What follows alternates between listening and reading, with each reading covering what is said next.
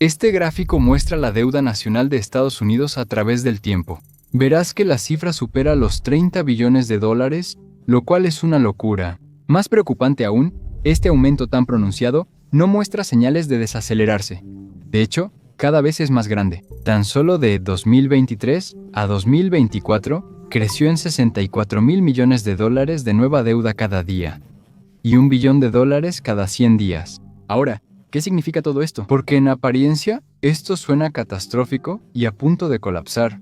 ¿Pero realmente es así? Bueno, la verdad es que la cantidad real de deuda no importa tanto, al menos históricamente, sino que una mejor métrica para considerar es la relación deuda-Producto Interno Bruto. Si vemos una gráfica de esto, tampoco se ve tan bien.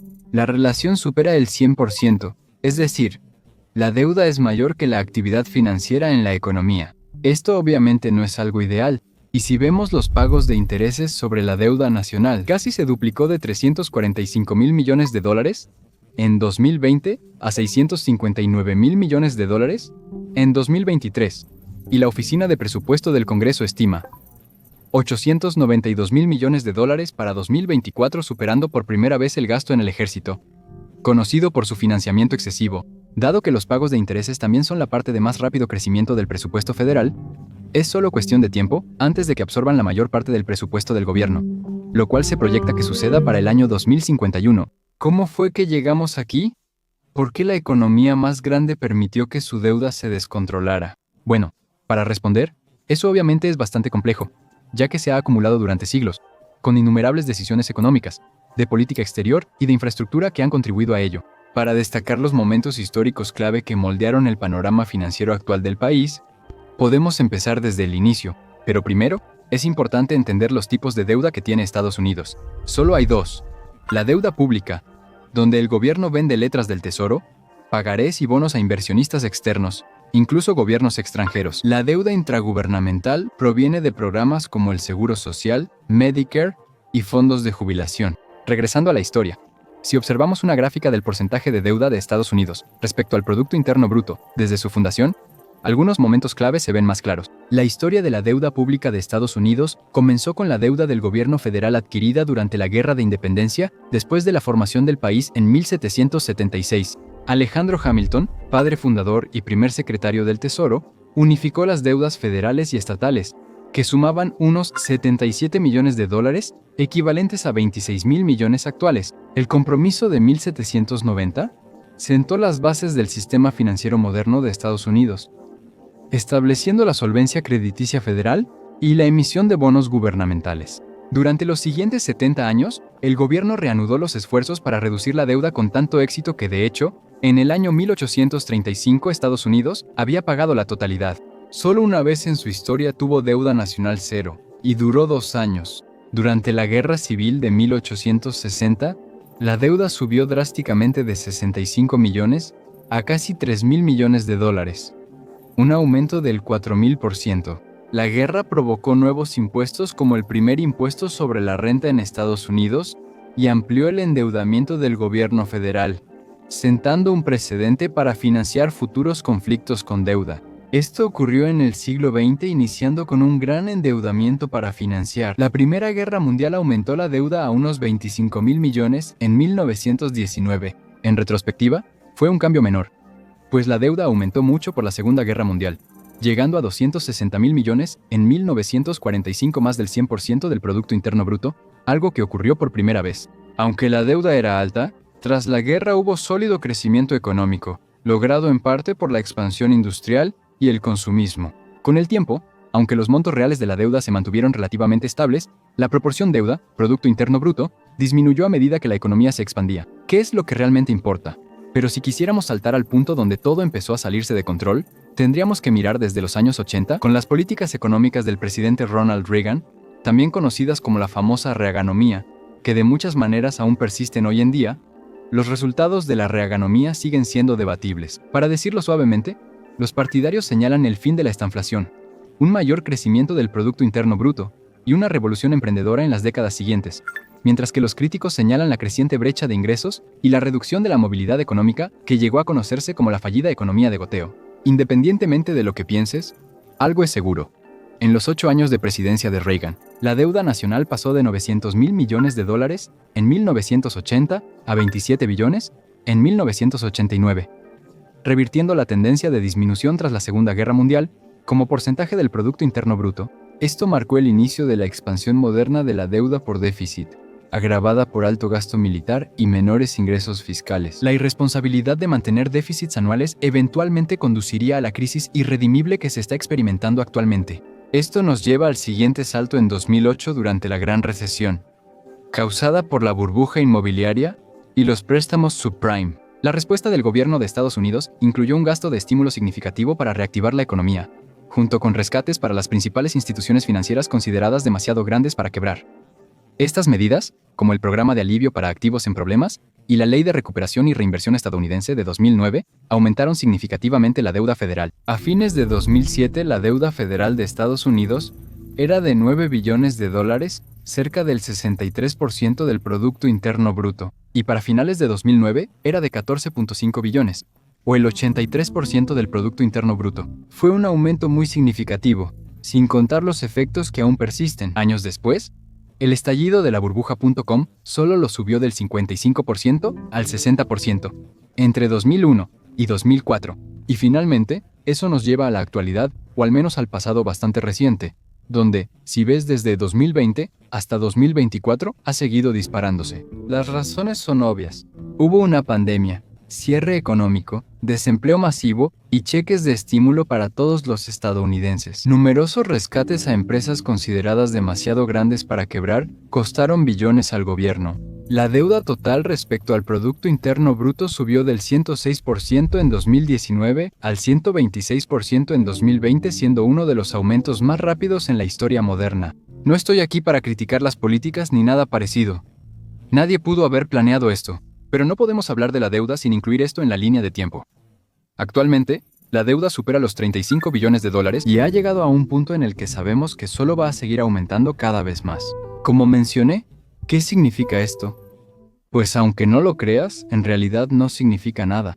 Es importante, pero solo en cierto modo. Déjame explicarte sobre la deuda. En teoría, no importa qué tan profundo lleguen. Mientras haya confianza, la gente podrá pagarla. Siempre lo pagan vendiendo bonos del tesoro a inversionistas individuales e institucionales globalmente. Esto es lo que realmente importa. Tal vez hayas oído la frase plena fe y crédito, por la que se conoce a Estados Unidos. Esto es lo que significa realmente. Desde siempre, en realidad. Estados Unidos ha sido una inversión tan fuerte y segura que siempre hay compradores dispuestos. Estados Unidos ha sido una inversión tan fuerte y segura que puede vender valores a tasas de interés realmente bajas. A veces, incluso más barato que la tasa de inflación, haciendo que la deuda sea literalmente más barata que gratis. Para ellos, esa es su estrategia. Vender la promesa de pagar después para obtener dinero ahora y usar ese dinero para invertirlo de nuevo en la economía, esperando que el crecimiento sea suficiente para cubrir los intereses de la deuda al momento de pagarla. Espero que los inversionistas lo hayan entendido. Aún recibirían pagos de intereses nominales, pero si la inflación supera la tasa de interés, su poder adquisitivo disminuye. En este caso, están aceptando efectivamente una pérdida garantizada a cambio de la seguridad y liquidez percibidas de los bonos del Tesoro de Estados Unidos. No se puede exigir el pago de deudas en cualquier momento. Por eso Estados Unidos puede planear con décadas de anticipación cómo pagarlas. Ese es el poder del sistema de plena fe y crédito. Si Estados Unidos casi incumple su deuda en cada elección, la gente podría dudar más, volviendo la deuda más cara e insostenible. Si la confianza de los inversionistas en la deuda de Estados Unidos cae, las tasas de interés suben. Eso puede convertirse en una bola de nieve donde las tasas simplemente siguen aumentando. El gobierno solo puede mantenerse imprimiendo dinero, lo que causa inflación y más problemas, creando un círculo vicioso. De hecho, hemos visto esto en Argentina, donde nadie le prestaría dinero sin imponer restricciones estrictas sobre el gasto del gobierno. Y cuando Argentina incumplió los términos de esos préstamos, varias veces, préstamos que requerían el pago en dólares y no en pesos argentinos, que Argentina podía simplemente imprimir más, eso llevó al país a la situación en la que está hoy en día, donde ya nadie quiere prestarle dinero. Sin embargo, esto no representa riesgo para Estados Unidos, ya que nunca han dejado de pagar su deuda ni la incumplirán. Si lo hacen, será por decisión política, no económica. Solo conozco un caso claro de crisis nacional por deuda en moneda local. Francia en 1926, y esa historia es extremadamente complicada. Ahora bien, ¿Por qué seguimos adquiriendo nueva deuda? Tenemos que pedir prestado $1 billón solo para pagar los intereses, lo que nos cuesta cada vez más. Entonces, ¿cuál es el punto? Hay varias razones para esto. Empezaré con las más sencillas. La primera es que el gobierno lo hace para pagar la deuda existente que vence, lo cual es bastante sencillo. Esta es una estrategia para financiar operaciones en curso sin pagar toda la deuda de inmediato. Estados Unidos opera con déficit presupuestario, es decir, gasta más de lo que recauda, así que tienen que pedir dinero prestado para cubrir la diferencia. La tercera es financiar infraestructura, educación, investigación y servicios públicos que deberían impulsar el crecimiento económico a largo plazo. Se cree que este crecimiento elevará los ingresos fiscales y facilitará el manejo de la deuda. Aquí es donde se pone interesante, porque una de las principales razones por las que Estados Unidos está endeudado y seguirá endeudado es que la gente quiere poseer la deuda de Estados Unidos. Si Estados Unidos no tuviera deuda, desestabilizaría la economía mundial. No existiría este gran conjunto de instrumentos financieros que todos ven como la inversión más segura disponible en el mercado. Estados Unidos no pagará toda su deuda porque ésta sostiene la banca y el comercio globales. Prefieren seguir endeudados, distinto a que alguien solo tenga deudas. Recuerda, tienen la moneda de reserva mundial, lo que les da un gran beneficio. Intentar pagar completamente la deuda causaría una reducción en la circulación del dólar estadounidense a nivel global. Esto vuelve menos seguros el comercio y la banca internacional, ya que el dólar estadounidense es muy confiable para fondos y transacciones. Sin dólares, el comercio es más riesgoso, y un comercio más riesgoso significa menos comercio. Y menos comercio significa una calidad de vida general más baja para muchas personas en el mundo. Debes considerar qué ocurriría si los políticos intentan reducir la deuda, porque ¿cómo sería eso? Reducir el gasto es intuitivo, pero disminuye la calidad de vida nacional. ¿Reduces la asistencia social para empeorar la situación de quienes viven en pobreza? ¿Recortas gasto militar y arriesgas la seguridad nacional? ¿O eliminas subsidios en industrias clave y arriesgas una crisis económica? Subir los impuestos obviamente tampoco es popular. Nadie quiere pagar más impuestos a menos que vaya a recibir más a cambio. No puedes aumentar impuestos, reducir beneficios y esperar ser reelegido solo porque bajó la deuda. La gente simplemente será más infeliz. Sin mencionar que también tuvo un impacto negativo en la economía. A los ciudadanos les quedará menos dinero para gastar en bienes de consumo. Las empresas que pagan más impuestos contratarán a menos trabajadores, harán menos inversiones en el crecimiento de su empresa y asumirán menos proyectos de investigación. En general, aumentar los impuestos ralentizará la economía, lo que a su vez reducirá los ingresos fiscales futuros. Cuando pagas la deuda sin imprimir más dinero, empeoras la economía o la vida de las personas. Estas medidas no son populares y aseguran perder una elección. También tienes que pensar en las deudas reales que tenemos. Como dije antes, tenemos deuda pública y deuda intragubernamental. Pero si queremos verlo de una manera un poco más profunda, dividiríamos la deuda de esta forma. Incluye la deuda que tienen inversionistas estadounidenses, instituciones y fondos a través de bonos del Tesoro en 401(k) SIRAs, fondos de pensiones, fondos mutuos o inversiones directas.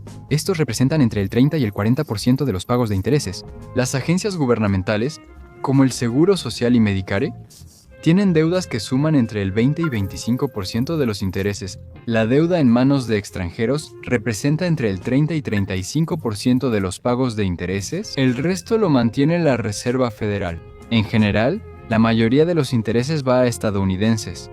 Solo un tercio sale de nuestra economía. Entonces, ¿cuándo esto se vuelve realmente peligroso o el gobierno enfrenta un verdadero riesgo de crisis? Ya lo sabemos. No importa si la deuda es de 10, 35 o 50 billones, lo importante es mantener los pagos de intereses. Pero aquí viene lo mejor. Mientras la deuda nacional sea en dólares, siempre podrán pagarla. El Tesoro puede crear más dinero para pagar deudas. Por supuesto, hay consecuencias si lo hacen, y consecuencias aún más graves si no lo hacen. Pero al final, básicamente siempre es posible. La pregunta de ¿estamos pidiendo prestado más de lo que podemos pagar? Siempre es una buena pregunta. Pero por ahora no es un problema. Pero supongamos, por un segundo, que Estados Unidos sí incumple con su deuda. ¿Qué pasaría realmente ahora? Esto no sería algo similar a la hiperinflación de la República de Weimar, ya que ellos estaban lidiando con deuda denominada en moneda extranjera. Esto empeoró por la obligación de pagar reparaciones del Tratado de Versalles. La mayoría en monedas extranjeras, como la libra esterlina y el franco francés. Para hacer estos pagos, el gobierno de Weimar imprimió grandes cantidades de su propia moneda, el marco alemán, lo que provocó el colapso de su valor. Esto causó hiperinflación. ya que aunque el marco perdió valor nacionalmente, el gobierno aún requería divisas para sus obligaciones. Para Estados Unidos sería algo diferente, pero no te confundas. Literalmente sería devastador para todo el mundo. Aún así, todas las evaluaciones financieras comparan las inversiones con los bonos del Tesoro de Estados Unidos, ya que se consideran sin riesgo. Invalidar esta suposición quitaría los cimientos al sistema financiero. La onda de choque sería devastadora. La confianza y el crédito por los que Estados Unidos es conocido dejarían de ser una realidad. Es difícil decir exactamente qué pasaría, porque la realidad es que nadie lo sabe realmente, ya que nunca ha sucedido antes. Si tuviera que adivinar, a Estados Unidos ya no le prestarían dinero a tasas bajas, así que le costaría más pedir prestado. Esto resultaría en un recorte de los servicios gubernamentales, un aumento de impuestos, o una combinación de ambos. Los empleados del gobierno y beneficiarios de programas sociales, como veteranos o seguro social, no recibirían pago. No se pagarían contratos gubernamentales de mantenimiento de carreteras. La tasa de desempleo se duplicaría y todo costaría más. La calificación crediticia y la confianza en el dólar de Estados Unidos caerían, y su confiabilidad global sería cuestionada, reduciendo su influencia. Esto podría llevar a ganancias increíbles para la validez de los Brasil, Rusia, India, China y Sudáfrica, e incluso podría poner a China en un papel similar al que tiene Estados Unidos ahora. En resumen, paralizaría las economías occidentales y provocaría crisis financieras graves a corto y largo plazo. Sin embargo, todo dependería de cuánto dure el incumplimiento del gobierno. Que dure una semana y no un mes o más, puede ocasionar la pérdida de billones de dólares y millones de empleos. Aún así, sería muy costoso si sucede, sin importar el tiempo que dure. Si miramos hacia atrás, a 2011 por ejemplo, cuando Estados Unidos llegó a un punto de crisis en el que casi incumplieron con la deuda pública, debido a retrasos en el aumento del techo de la deuda. Es el límite de dinero que el gobierno de Estados Unidos puede pedir prestado para cubrir gastos y programas. Solo el retraso en sí resultó en la primera degradación de la calificación crediticia de Estados Unidos. Este desastre, que ni siquiera fue un incumplimiento real, resultó en la pérdida de miles de millones de dólares. Desde el cierre máximo del S&P 500 en abril de 2011 hasta su mínimo en octubre, el índice perdió casi un 20% en términos de precio. Y del 22 de julio al 8 de agosto las acciones globales cayeron en promedio un 13%. De nuevo, esto no fue un incumplimiento, sino solo una degradación de la calificación crediticia al final, ya que la deuda sigue aumentando por billones y eventualmente llegará al 200% del Producto Interno Bruto. Será interesante ver qué cambios, si es que hay alguno, surgen de esto. Definitivamente se ve aterrador al verlo. Así que, ¿quién sabe qué pasará? Gracias por ver el video.